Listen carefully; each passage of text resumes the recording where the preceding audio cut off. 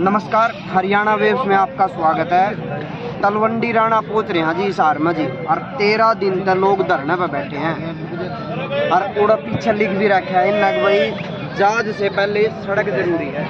और आप देख सकते धरना प्रदर्शन चल रहा है और पिछले 13 दिनों तक लोग पूरे बैठे हैं। और किस तरह का के है रवि आजाद जी हमारे बीच में पहुंच रहे हैं भाई, यहाँ पे पहुंच रहे हैं किसान नेता। इन तक बात करांगे और किस तरह सरकार का रवैया है और के फिर आगे लोग इसका फैसला ले रहे हैं भाई, कहाँ तक ये प्रदर्शन चलेगा। राम राम जी।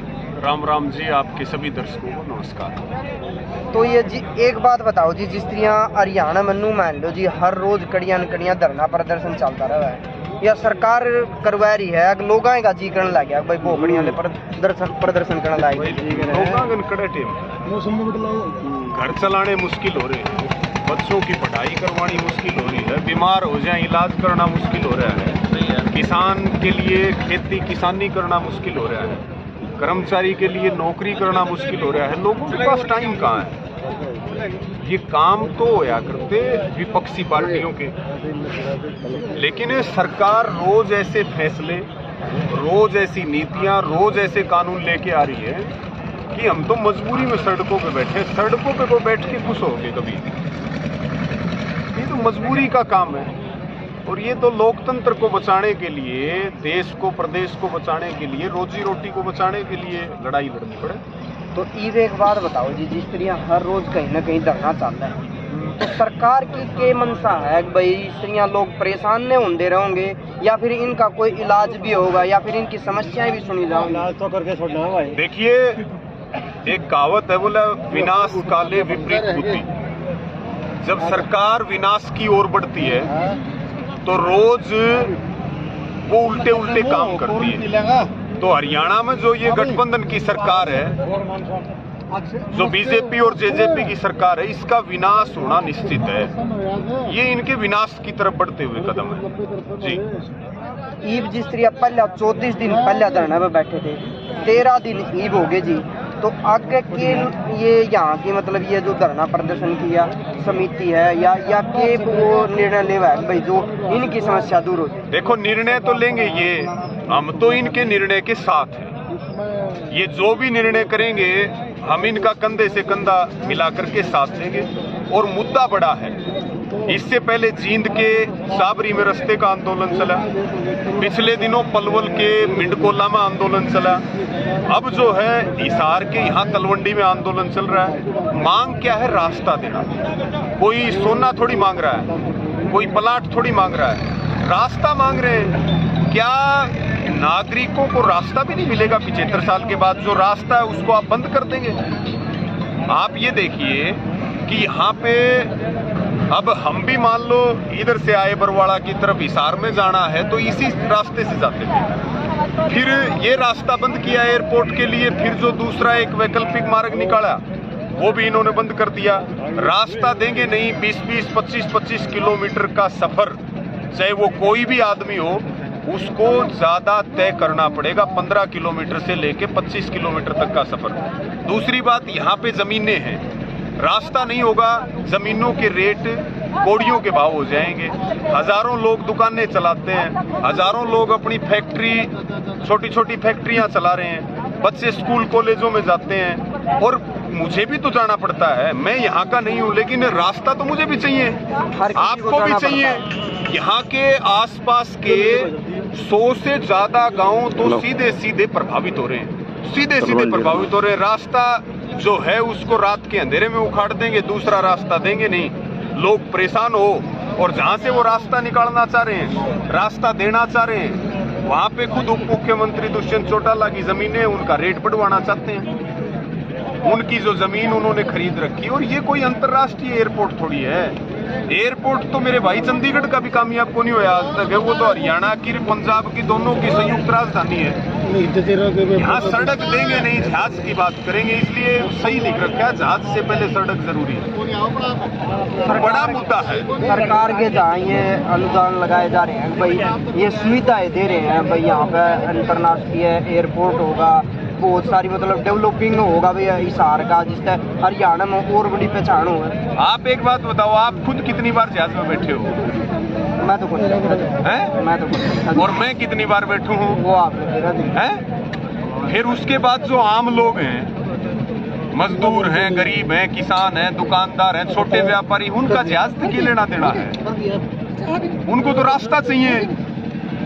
सड़क पे हम तो जमीन पे चलने वाले लोग हैं, जहाज में तो ये उड़ लेंगे उद्योगपति और ये जो बीजेपी जेजेपी वाले हैं, ये उड़ लेंगे जहाज में। हमने तो रास्ता चाहिए। आम आदमी को एयरपोर्ट का कोई लाभ नहीं है।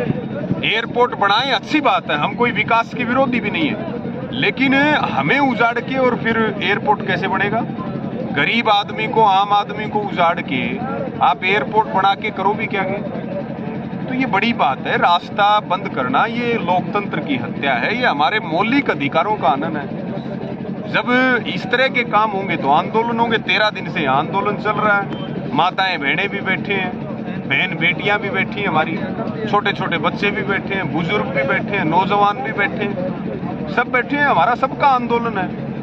लगभग ये कह सकते हैं जी, आगे 2024 में चुनाव होगा, 1 से सवा साल के आसपास टाइम बचा हुआ है और इतने धरने प्रदर्शन पूरे हरियाणा में चल रहे हैं, तो क्या सरकार आगे फिर इसके नीति से फिर उल्ट फेर या फिर कोई बदलाव देख सकते हैं आप इस चीज का? जी भाई, हम तो कह रहे हैं सरकार तुम बना लो और सरकार तुम चला भी लो।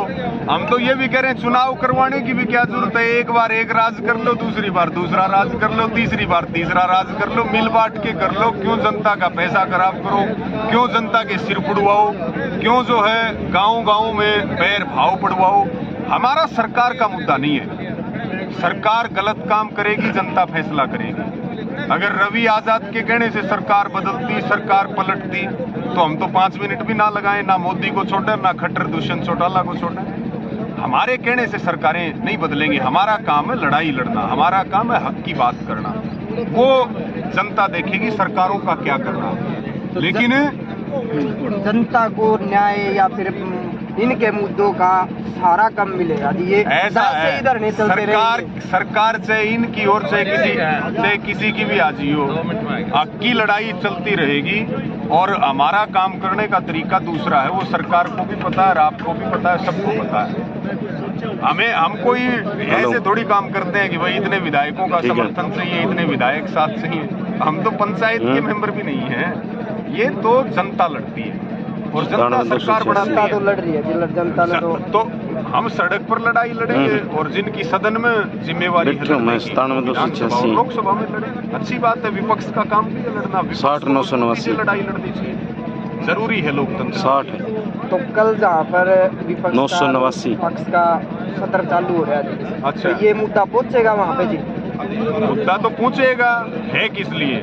विपक्ष की जिम्मेदारी है मुद्दा उठाना, उनको उठाना भी चाहिए। उनको सड़क से लेकर के और संसद विधानसभा तक लड़ाई लड़नी चाहिए। हमारा काम है केवल सड़कों पे लड़ाई लड़ना।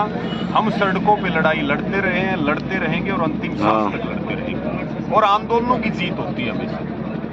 989 लड़ाई लड़ेंगे तो कुछ ना कुछ तो मिलेगा। और यहाँ तो पहले के जो आंदोलन होते थे वो कुछ लेने के लिए होया करते कि भाई हमारी ये मांग है, उसमें से कुछ मिल जाया करता था। वो मिल गया, वो तो अपना जेब में डाल लिया। लोगों को भी हौसला होता था, आगे की लड़ाई जारी रखते थे। ये सरकार कौन सी है? ये आरएसएस की सरकार है, ये फिरंगियों की सरकार है, ये अंग्रेजों के औलादों की सरकार है। इनका और हमारा तो डीएनए भी नहीं मिलता, चाहे चेक करवा के देख लो। हमारा और इनका तो डीएनए भी नहीं मिलता। अब सरकार क्या कर रही है? पहले लड़ाई लड़ी जाती थी कुछ लेने के लिए, कुछ मिला करता, लड़ाई जारी रहा करती। अब 8-10 सालों में क्या चल रहा है? जो है उसको सरकार छीनना चाहती है। जैसे 3 कृषि कानून आए, किसान की जमीन, खेती, सब कुछ चाहिए। अब रास्ता नया नहीं देंगे, बढ़िया नहीं बनाएंगे। लोकल सड़कें हैं, स्टेट की सड़कें सारी टूटी पड़ी है। बड़े बड़े हाईवे बनाएंगे अडानी अंबानियों के लिए, रास्ते जो हैं उनको बंद करेंगे। तो भाई हम कुछ मांगने के लिए थोड़ी लड़ाई लड़ रहे हैं, जो है उसको बचाने की लड़ाई लड़ रहे हैं। तो संघर्ष बड़ा हुआ कि नहीं हुआ? जो है उसको भी बचाना और आगे के लिए भी लड़ाई लड़ना। तो यो संघर्ष ही देखो चलता भी आने लग रहा। आगे कहाँ तक ये पहुंच शहर के, यहाँ के डिसीजन रहा है, किस तरह का लोग निर्णय ले हैं? आपका नाम जी? सत्येंद्र साहब। तो आप किस तरह बताओ जी भाई, आपने के ऐसा लगा कि भाई इन लोगों ने सही है गलत है? वैसे तो गलत है, देखो इतने लोग बैठे हैं जी, और फिर भी सरकार को है कि भाई हम थोड़ा सुविधाएं देवांगे सारे। हाँ, सुविधा हमारे माननीय प्रधानमंत्री जी ने कहा था कि वह हवाई चप्पल वाला नजायज में बिठा दूंगा, हवाई चप्पल वाला हवाई जहाज में। लेकिन आप देखो हवाई चप्पल वाला के रास्ते खोसन लग रहे हैं। ऐसा कोई हरियाणा में ऐसा कोई एरिया शायद ही रह रहा होगा जहाँ धरने नहीं चल रहे होंगे। गौवा नाम लेके सरकार या पार्टी सत्ता में आई और खेदड़ देखा आपने 3.5 महीने आंदोलन चला। गौवा निवाड़ा छीनने का इन्हें खूब कोशिश करी, लेकिन हमारे एक साथी ने अपनी शहादत देनी पड़ी, धर्मपाल सारण ने, और हमने आंदोलन जीता। कल दमतान साहिब में भी इन्हें झुकना पड़ा। पीछे किसान आंदोलन के दौरान हमारे 750 भाइयों ने अपनी शहादत देनी पड़ी। सिर्फ कोई नई चीज़ नहीं मांग रहे थे, सिर्फ उन पर काले कानून ये थोप रहे थे। उन्हीं को वापस करवाने में हमने 13 महीने लड़ाई लड़ी। तो सरकार तानाशाही है, गरीब मिडिल क्लास से इन्हें कोई सरोकार नहीं है, इन्हें अपनी जेब भरनी है। ये रास्ता अगर इन्हें बंद करना था तो पहले व्यवस्था करनी थी। बाडोपट्टी टोल के अंतर्गत 58 गाँव आवे और रवि भाई ने बताया कम से कम सैकड़ों गांव प्रभावित हैं। ये रास्ता एक बात सुनो, डिप्टी सीएम और सीएम या उसके मंत्री, सिर्फ वही लोग जो हवाई जहाज में चल सके हैं, उनको छोड़ करके आम विधायक के लिए भी आधा घंटा की दूरी पे हो जाएगा। यहाँ कितने दुकानदार बैठे हैं, कितने भाई धंधा करने वाले हैं, मजदूर हैं। किसी को अगर कोई शहर में काम होता तो 5 मिनट में तलवंडी गांव का कोई भी ग्रामवासी बस स्टैंड पर पहुँच सकेगा। लेकिन अब 1 घंटा, चाहे दूध वाले हो, हमारे दूधिया भाई, 1 घंटा इन्हें चक्कर लगा के शहर में जाना। तो ये प्रोसेस हो गया भाई, लोग धरने पर बैठते रहेंगे, सरकार अपनी ये रूल जानती रहेगी, तो ये कब तक चल लगा? इसका कोई रिजल्ट होगा? थोड़े दिन तक चल लगा।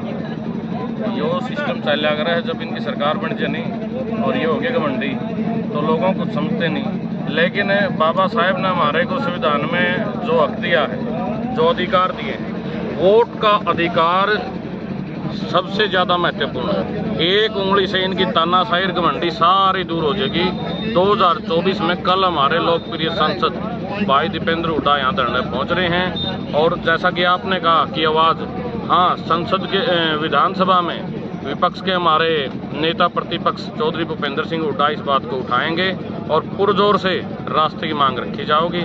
कल हमारे भाई यहाँ पहुँच रहे हैं, वो भी धरने को समर्थन देने के लिए आ रहे हैं। तो ये देखे जाओगा जी किस तरह का रिजल्ट रहा है, और नेता भी यहाँ पहुँचे हैं भाई, जो भी है।